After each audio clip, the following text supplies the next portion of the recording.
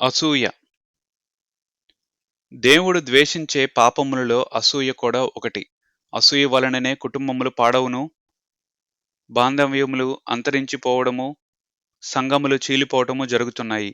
అసూయ వలన హత్యలు కూడా చేస్తారు. అసూయ అనేది శరీర కార్యము. అసూయ మనలో ఉంటే అది ప్రాణాత్మ దేహములను క్షీణింపజేస్తుంది. రాబందులు లేక క్రూర పక్షులు మృతదేహమును ఏ విధముగా తినేస్తాయో, అసూయ, ఈర్ష్య, ఓర్వలేనితనము వంటివి నీ హృదయముల్లో ఉంటే నీ ప్రాణాత్మ దేహములను నశింపజేస్తాయి. పరిశుద్ధ గ్రంథముల్లో దీనికి నిదర్శనముగా ఎన్నో వాక్య భాగములున్నాయి. అసూయ నీలో ఉంటే అది నీకు కీడు చేస్తుంది గనక నీ హృదయములో నుండి అసూయను తొలగించుకోవాలి. దౌర్భాగ్యమును గూర్చి ఏడ్చుట వలన మూఢులు నశించెదరు. బుద్ధిలేని వారు అసూయ వలన చచ్చెదరు. యోబు 5:2. కొందరు లారీల మీద నన్ను చూచి ఏడవకురా అని వ్రాసుకుంటారు. ఇతరులను చూచి అసూయ పడేవారు, ఏడ్చేవారు బుద్ధిహీనులతో సమానము. వారిలోని అసూయే వారిని సంహరిస్తుంది. శాస్త్రులు, పరిసయ్యులు, సద్దుకయ్యులు యేసు ప్రభువుపై అసూయతో మండిపడ్డారు. ఎలాగైనా యేసు ప్రభువును చంపాలని ప్రయత్నించారు. ఎందుకంటే యేసు ప్రభు బోధలు వినటానికి జనులు తండోపతండములుగా వస్తున్నారు. రోగులు బాగవుతున్నారు, దయ్యం పట్టిన వారు విడిపింపబడుతున్నారు, అనేకమైన సూచక్రియలు, మహత్కార్యములు జరిగించటము చూచి అసూయతో యేసు ప్రభువును అడ్డు తొలగించుకోవాలని, ఆయనను అంతమొందించాలని కుట్ర పన్నుతున్నారు. శాస్త్రులు, పరిసయ్యులు, సద్దుకయ్యులకు ఒకరంటే ఒకరికి పడదు గాని, ప్రభువును చంపటానికి విరోధులంతా ఏకమై యేసు ప్రభువులో ఏ నేరము దొరుకుతుందా అని ప్రయత్నిస్తున్నారు. కాబట్టి జనులు కూడి వచ్చినప్పుడు పిలాతు, నేనెవనిని విడుదల చెయ్యాలని మీరు కోరుచున్నారు? బరబ్బనా లేక క్రీస్తనబడిన యేసునా అని వారు నడుగను. ఏలయనగా వారు అసూయ చేత ఆయనను అప్పగించిరని అతడు ఎరిగి యుండెను. మత్తయి 27:17-18.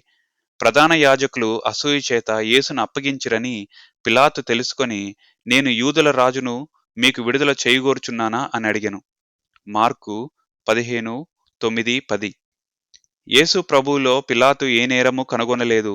కేవలము అసూయ చేతనే ప్రధాన యాజకులు, శాస్త్రులు, పరిసయ్యులు, జనులు అతనికి అప్పగించారని గ్రహించి, నేను యేసును విడుదల చెయ్యాలా అని అడుగుతున్నాడు. కాని సిలువ వేయమని జనులు కేకలు వేసినందున పిలాతు యేసు ప్రభువును సిలువకు అప్పగిస్తాడు. అసూయతో ప్రభువును సిలువకు అప్పగించారు. అసూయ అనేది అప్పుడు, ఇప్పుడు, ఎప్పుడూ ఉంది. ఆదికాండం 4వ అధ్యాయంలో అసూయ చేత కయీను, హేబెలును చంపివేస్తాడు. హేబెలు, కయీను ఇద్దరు సొంత సహోదరులు. హేబెలు అర్పణను దేవుడు అంగీకరిస్తాడు. కయీను అర్పణను లక్ష్యపెట్టడు. అప్పుడు కయీనుకు హేబెలు మీద అసూయ కలిగి కోపంతో అతన్ని చంపివేస్తాడు. ఈర్ష్య, అసూయ హత్యకు దారితీస్తుంది. పాపం ఎప్పుడూ ఒంటరిగా రాదు. పాపం వెంబడి పాపము చేయవలసి వస్తుంది.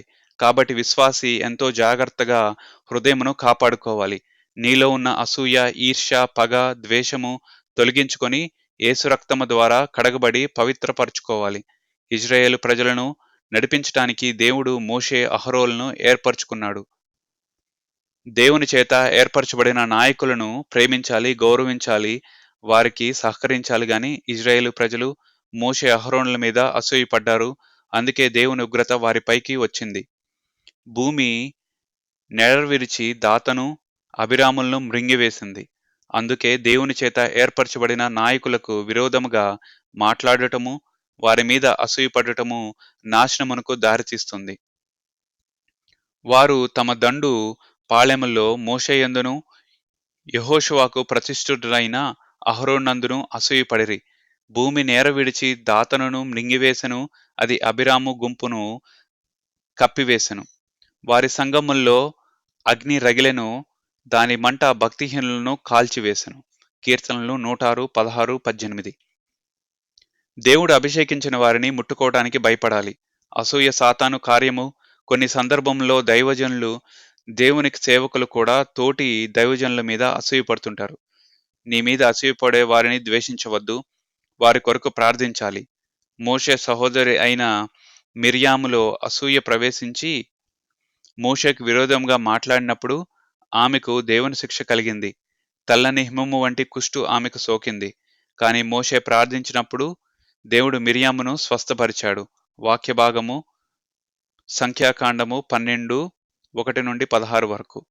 వారు మోషే చేత మాత్రమే యెహోవా పలికించినా ఆయన మా చేతను పలికించలేదా అని చెప్పుకొనగా యెహోవా ఆ మాట వినెను. సంఖ్యాకాండము 12:2-3.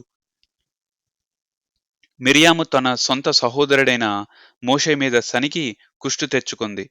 మనము ఒక మంచి కార్యము జరిగించుటకు నిలబడినప్పుడు మన కుటుంబ సభ్యులే మన మీద అసూయపడుతుంటారు. మనకు విరోధంగా మాట్లాడతారు. కానీ నీవు అటు ఇటు చూడకుండా విశ్వాసమునకు కర్తయు దానిని కొనసాగించువాడనై ఏనైనా యేసుక్రీస్తు వైపు చూస్తూ ఈ పందెపు రంగముల్లో ఓపికగా పరిగెత్తాలి. తండ్రి అయిన యాకోబు చిన్న కుమారుడైన యోసేపును ఎక్కువగా ప్రేమించటము చూచి అతని సహోదరులు అతని మీద అసూయపడతారు. అసూయ చేత సొంత సహోదరులే యోసేపును గోతిలో తోసివేస్తారు. కానీ దేవుడు యోసేపును గోతి నుండి లేవనెత్తి ఐగుప్తు దేశమంతటికి అధికారిగా సింహాసనం మీద కూర్చోబెడతాడు. యోసేపును దేవుడు ఎంతగానో హెచ్చించాడు. అసూయపడిన సహోదరులు కరువుతో బాధపడుతున్నప్పుడు వారిని ఆదరించి వారికి ఆహార ధాన్యం ఇస్తాడు. నిన్ను తృణీకరించిన వారందరూ వచ్చి నీ పాదముల మీద సాగిలపడే రోజు తప్పకుండా వస్తుంది. అన్నింటికీ తగిన సమయం ఉంటుంది గనక నీ మీద అసూయపడే వారిని ద్వేషించక వారిని ప్రేమించి వారి కొరకు ప్రార్థించాలి. యోసేపు తన తన అన్నలు చేసిన కీడును మనసులో పెట్టుకోలేదు. వారు కరువుతో అలమటిస్తున్నప్పుడు వారికి సహాయం చేశాడు. ఆదికాండం 37-47 అధ్యాయం వరకు చదివినట్లయితే ఈ విషయములన్నీ గమనించగలము. రాజైన సౌలు దావీదును చూచి అసూయపడతాడు. దావీదు ఫిలిష్తుడైన గొలియాతును హతమార్చినప్పుడు స్త్రీలు సౌలు వేల కొలది, దావీదు 10,000 కొలది శత్రువులను హతం చేశాడని సంతోషంతో పాటలు పాడతారు. సౌలు ఆ రోజు నుండి దావీదు మీద కన్నెర్ర చేస్తూ విషపు చూపు కలిగి ఉంటాడు. దావీదు ఫిలిష్తీయుని హతం చేసి తిరిగి వచ్చినప్పుడు స్త్రీలు ఇజ్రాయేలీయుల ఊళ్ళన్నిటిలో నుండి తంబురలతోనూ సంభ్రముతోనూ వాద్యములతోనూ పొడుచు నాట్యమాడుచు సౌలును ఎదుర్కొనుటకై వచ్చిరి. ఆ స్త్రీలు గాన ప్రతిగానములు చేయుచు వాయించుచు సౌలు వేల కొలదియనియు దావీదు 10,000 కొలది అనియు హతము చేసురనియు ఆ మాటలు సౌలునకు ఇంపుగా నుండనందున అతడు బహుకోపం తెచ్చుకొని వారు దావీదునకు 10,000 కొలది అనియు నాకు 1,000 కొలది అనియు స్తుతులు పాడిరే, రాజ్యము తప్ప మరి ఏమియు అతడు తీసుకొనగలడు అనుకొనెను. కాబట్టి నాటి నుండి సౌలు దావీదు మీద విషపు చూపు నిలిపెను. 1 సమూయేలు 18:6-9. అలాంటి విషపు చూపులు మనలో ఉంటే తొలగించుకోవాలి. దేవుడు నిన్ను దీవించినప్పుడు ఇతరులు నీ మీద అసూయపడతారు. అసూయపరులు నీ కుటుంబంలో, ఉద్యోగ స్థలములలో, సంఘములో ఉంటారు. అది సహజమే. దాంట్లో వింతేమీ లేదు. లోకరక్షకుడైన యేసు ప్రభువునే చూచి అసూయపడి చంపాలని ప్రయత్నించిన జనము నన్ను వదిలిపెడతారా? అసూయ అనేది అనాది కాలం నుండి వస్తుంది. అసూయ సాతాను స్వభావము. అవి విశ్వాసులకు తగదు గనుక అసూయను నీ హృదయంలో నుండి తొలగించుకోవాలి. నిన్ను చూచి అసూయపడే వారు ముందు దేవుడు నిన్నెంతగానో హెచ్చిస్తాడు. అసూయ పరులకు శిక్ష తప్పదు. ఇస్సాకు ఆ దేశమందున్న వాడై విత్తనము వేసి ఆ సంవత్సరము 100 ఫలం పొందెను. యెహోవా అతనిని ఆశీర్వదించెను గనక ఆ మనుష్యుడు గొప్పవాడైను. అతడు మిక్కిలి గొప్పవాడొకట వరకు క్రమక్రమముగా అభివృద్ధి పొందుచూ వచ్చెను. అతనికి గొర్రెల ఆస్తియు, గొడ్ల ఆస్తియు, దాసులు గొప్ప సమూహమును కలిగినందున ఫిలిష్తీయులు ఆయన యందు అసూయపడిరి. ఆదికాండము 26:12-14. అతని తండ్రి అయిన అబ్రహాము దినములలో అతని తండ్రి దాసులు త్రవ్విన బావులన్నిటినీ ఫిలిష్తీయులు మన్ను పోసి పూడ్చివేసిరి. ఆ రాత్రియే యెహోవా అతనికి ప్రత్యక్షమై, నేను నీ తండ్రి అయిన అబ్రహాము దేవుడను, నేను నీకు తోడై ఉండాను గనక భయపడకుము. నా దాసుడైన అబ్రహామును బట్టి నేను ఆశీర్వదించి నీ సంతానమును విస్తరింపజేసేదనని చెప్పెను. ఆదికాండము 26:15-24 వరకు. ఇస్సాకును మిక్కిలి గొప్పవాడగు వరకు దేవుడు ఆశీర్వదించడము చూచి శత్రులైన ఫిలిష్తీయులు అతని యందు అసూయపడ్డారు. దేవుడు నీకు తోడై ఉండి నిన్ను ఆశీర్వదిస్తే మనుషులు అసూయపడినా, పండ్లు కొరికినా, కన్నెర్ర చేసినా, విషపు చూపులు చూసినా వారికేమీ లాభం ఉండదు. వారే నష్టపోతారు. దేవుడు ఇస్సాకుకు తోడై ఉండుటకును చూచి శత్రువులైన ఫిలిష్తీయులు ఇస్సాకుతో సమాధాన పడతారు. మాకు ఏ కీడు చేయవద్దని బ్రతిమలాడతారు. అసూయపడిన వారే సమాధానం కోరుతారు. శత్రువులను కూడా దేవుడు నీకు మిత్రులుగా చేయగలడు. లేయాను దేవుడు ఆశీర్వదించి సంతానమిచ్చినప్పుడు రాహేలుకు సంతానము కలుగునందున లేయాను చూచి అసూయపడుతుంది. రాహేలు తాను యాకోబునకు పిల్లలు కనకపోవటం చూచి తన అక్కయందు అసూయపడి యాకోబుతో, నాకు గర్భఫలము నిమ్ము, లేని ఎడల నేను చచ్చెదనెను. ఆదికాండం 31. సంతానం కలక్కుంటే ప్రార్థన చెయ్యాలి, దేవుడిని అడగాలి. గాని అసూయపడితే ఏమీ లాభము లేదు. గర్భఫలము యెహోవా ఇచ్చు బహుమానము, గర్భము తెరుచువాడు దేవుడే. అందుకే యాకోబు గర్భఫలం ఇవ్వటానికి నేను దేవుని స్థానంలో ఉన్నానా అని అంటాడు. అప్పుడు రాహేలు అసూయపడుట మాని దేవుడైన యెహోవాకు మొరపెడుతుంది. దేవుడు రాహేలును జ్ఞాపకం చేసుకుని సంతానముని అనుగ్రహిస్తాడు. దేవుడు రాహేలును జ్ఞాపకం చేసుకుని ఆమె మనవి విని ఆమె గర్భమును తెరిచెను. ఆదికాండం 30:22. దేవుని దగ్గర నుండి మేలు ఆశీర్వాదం పొందాలంటే ప్రార్థించు. అసూయపడితే నీవే క్షీణించిపోతావు. సాత్వికమైన మనస్సు శరీరమునకు జీవము, మత్సరము ఎముకలకు కుళ్ళు. సామెత 14:30. అసూయ, మత్సరము నీలో ఉంటే నీ ఎముకలు కుళ్ళిపోతాయి. దానివలన ప్రయోజనమేమీ లేదు. కాబట్టి అసూయను, మత్సరమును నీ హృదయంలో నుండి తొలగించుకొని సాత్వికమైన మనస్సుతో ప్రార్థన చెయ్యాలి. అది నీకు జీవము కలుగజేస్తుంది. ఉదాహరణ, ఒక ద్రాక్ష తీగ మరియు ముళ్ళపొద ఇలా మాట్లాడుకుంటున్నాయంట. ద్రాక్ష తీగ ఫలభరితముగా ఉండి ఎప్పుడు ఫలిస్తూ ఇతరులను ఫలములను అందిస్తుంది. కానీ ముళ్ళపొద వచ్చిపోయే వారిని తన ముండ్లతో గాయపరుస్తుంది. దానిలో ముండ్లు తప్ప ఫలమేమీ లేదు. ఇది గమనించిన ద్రాక్ష తీగ ముళ్ళపొదతో, నీకేమీ పనిలేదా? దారిపోయే వారిని గాయపరుస్తున్నావు అని అడిగింది. అప్పుడు ముళ్ళ ద్రాక్ష తీగతో, ఇతరులను గాయపరచడం అంటే నాకు చాలా ఇష్టమని చెప్పిందంట. కొందరు ముళ్ళపొదలాగా ఉండి ఇతరులను బాధిస్తుంటారు. ఇతరులను చూచి అసూయపడుతుంటారు. అట్టి అసూయపరులను దేవుడు అసహ్యించుకుంటాడు. ఏలైనగా మత్సరమును, వివాదమును ఎక్కడ ఉండునో అక్కడ అల్లరియు ప్రతి నీచ కార్యమును ఉంచును. యాకోబు 3:16.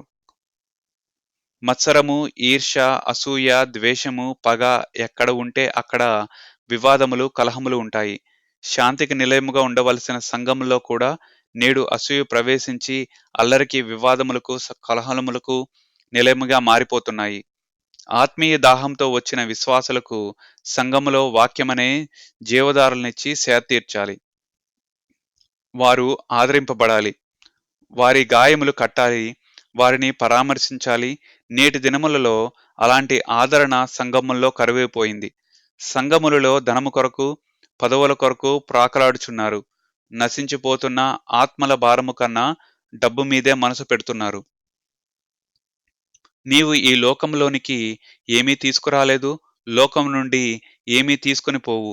తాత్కాలికమైన జీవితము, ఎవరికో గొప్ప పేరు ఉందని, వారు ధనసంపన్నులయ్యారని అసూయపడకు. నీవు దేవునిలో క్రమములో వాక్యానుసారముగా నడుచుకుంటే నిన్ను కూడా తగిన సమయంలో దేవుడు హెచ్చిస్తాడు. అసూయపడే స్వభావము నీలో నుండి తొలగించుకోవాలి. నీవు సంపాదించినదే నీ వెంట రాదు. ఒకడు ధనసంపన్నుడైనప్పుడు వాని ఇంట ఘనత విస్తరించినప్పుడు భయపడకము. వాడు చనిపోయినప్పుడు ఏమియూ కొనిపోడు, వాని ఘనత వాని వెంట దిగదు. కీర్తనలు 49:16-17. కుటుంబములు కూడా దైవ భయముతో వాక్యానుసారముగా కట్టుకోవాలి. పిల్లల మధ్య కూడా అసూయ ఉంటుంది. కానీ తల్లి ప్రేమతో అసూయ అనే పేరును మొదటిలోనే త్రుంచివేసి పిల్లల మధ్యలో ప్రేమ, ఐక్యతగా కలిగి ఉండాలని నేర్పించాలి. కొన్ని కుటుంబముల్లో తల్లి ఒకరి పక్షమున ఉంటే తండ్రి ఇంకొక పక్షమున ఉంటాడు. దయచేసి తల్లిదండ్రులైన వారు ఇలాగుండకూడదు. భేదాభిప్రాయములను ప్రోత్సహించవద్దు. పిల్లలందరూ ఐక్యతతో కలిసి ఉండి ప్రేమ కలిగి ఉంటే ఆ కుటుంబం ఎంతో నెమ్మదిగా ఉంటుంది. పిల్లలందరినీ ఐక్యతతో నడిపించే శక్తిని పరిశుద్ధాత్మ ద్వారా పొందాలి. సహోదరులు ఐక్యత కలిగి నివసించుట ఎంతో మేలు, ఎంత మనోహరము. అది తల మీద పోయిబడి అహరోను గడ్డం మీదుగా కారి అతని అంగీల అంచు వరకు దిగజారిన పరిమళ తైలం వలె నుండును. సియోను కొండ మీదకి దిగివచ్చు హెర్మోను మంచు వలె నుండును. ఆశీర్వాదమును, శాశ్వత జీవమును అచ్చట నుంచనుండవలెనని యెహోవా సెలవిచ్చి ఉన్నాడు. కీర్తన 133:1-3 వరకు. హామాను మొర్దెకై మీద అసూయపడ్డాడు. మొర్దెకై తనకు దండము పెట్టాలని హామాను ఆశించినప్పుడై మొర్దెకై నేను యూదుడను గనక ఆ పని చేయజాలనని అంటాడు. అందుకు హామాను ఉగ్రుడై ఎలాగైనా మొర్దెకైను చంపించాలని ఉరికయ్యుని ఏర్పరిచి ఎన్నో ఎత్తులు వేస్తాడు. చివరికి మొర్దెకై కొరకు ఏర్పరిచిన ఉరికొయ్యపైనే హామానును ఉరి తీయబడతాడు. హామాను తాను త్రవ్విన గోతిలో తానే పడ్డాడు. కాగా హామాను మొర్దెకైకి సిద్ధము చేసిన ఉరికయ్య మీద వారు అతనినే ఉరితీసిరి. ఎస్తేరు 7:10 ఎవరో నిన్ను చంపుతారని భయపడకు, నీ ప్రాణము దేవుని జీవపు మాటల్లో కట్టబడి ఉన్నది. ఆయన సెలవు లేకుండా నీ తల వెంట్రుకలలో ఒక్కటైనను నేలరాలదు. ఎంతమంది నీ మీద అసూయపడినను, నీకు హాని చెయ్యాలని ఎన్ని ఎత్తులు వేసినను భయపడనవసరం లేదు. దేవుడు నీ దినముల లెక్కను సంపూర్తి చేస్తాడు. అసూయ ఎవరిని ఉద్ధరించదు అని గ్రహించాలి. నీ హృదయముల్లో అసూయ ఉంటే విడిచిపెట్టాలి. నిన్ను చూచి అసూయపడే వారిని క్షమించి, ప్రేమించి వారి కొరకు ప్రార్థించాలి. పాపము కప్పుకోవటము కంటే దానిని ఒప్పుకొని విడిచిపెట్టువాడు దేవుని కనికరమును పొందుతారు. శరీరమును దాని ఇచ్చలతో కూడా సిలువ వేయాలి. పాపము విషయమై మృతునిగా, దేవుని విషయమై సజీవులుగా జీవించాలి. ప్రార్థన. ప్రభువా, పరిశుద్ధ గ్రంథములో నుండి అసూయ వలన నష్టపోయిన వారిని గూర్చి వాక్యము ద్వారా నేర్చుకున్నాము. కాబట్టి మమ్ము నశింపజేసే అసూయ అనే పాపము మా హృదయములో నుండి తొలగించి పరిశుద్ధపరచమని యేసు నామములో అడుగుతున్నాము తండ్రి. ఆమేన్.